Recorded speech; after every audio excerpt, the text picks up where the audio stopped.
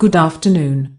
My name is Andreas, and in the next 15 single quote I'll present you my point of view of using e-learning to enhance the student experience.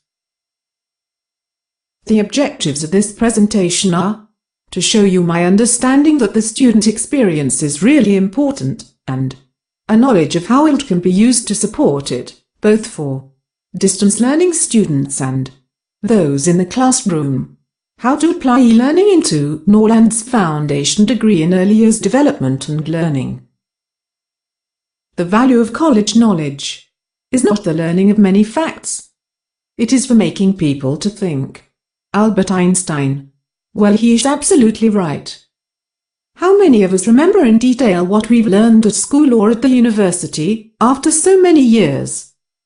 But of course we remember where to look for and mainly how to examine the different sides of a problem or an issue in our job, before we come up with a decision.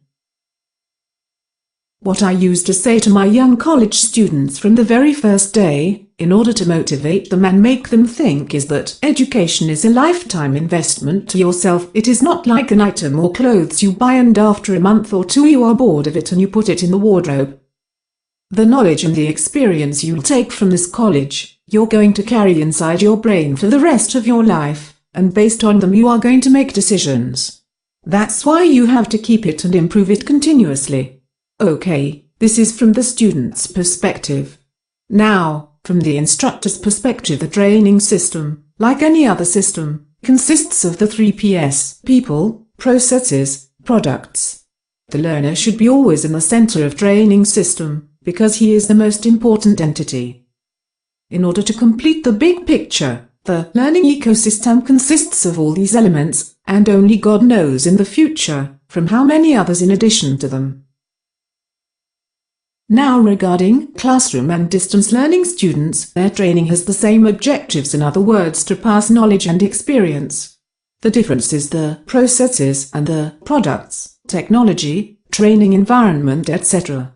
And in order to simulate the classroom learning processes, we implement various modern technology techniques, such as LMS to manage people's interaction, or LCMS to manage the learning content. Questions are more important than answers.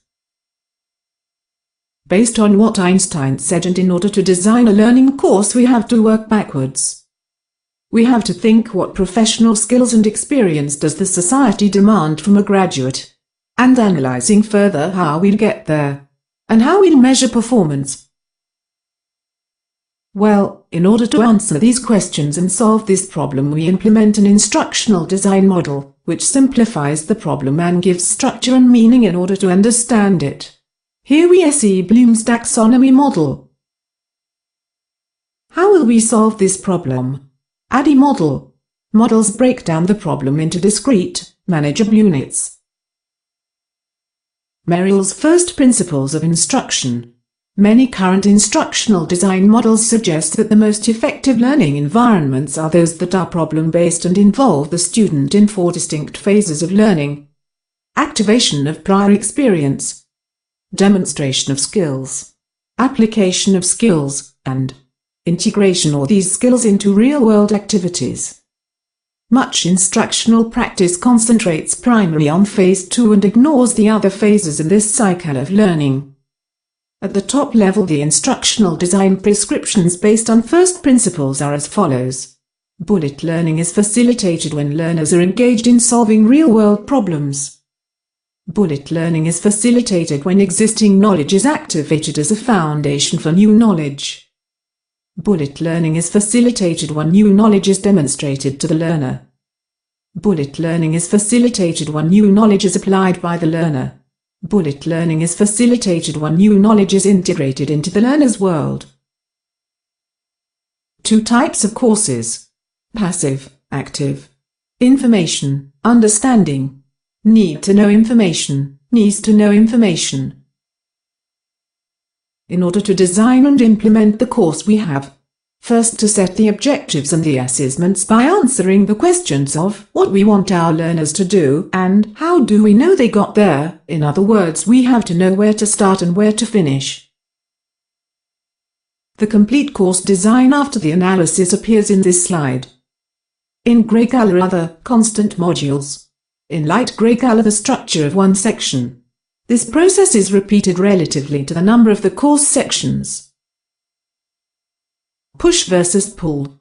Push is linear and sometimes is boring. It is good though for information courses. On the other hand, pull is the methodology that the learner is active, interacts with the learning content, and makes decisions. In this example, the learner needs to make a decision based on his knowledge, experience and on company's policy. Now about Norland's foundation degree and based on the website information regarding entry requirements, I believe that is a perfect example of applying Merrill's first principles of instruction.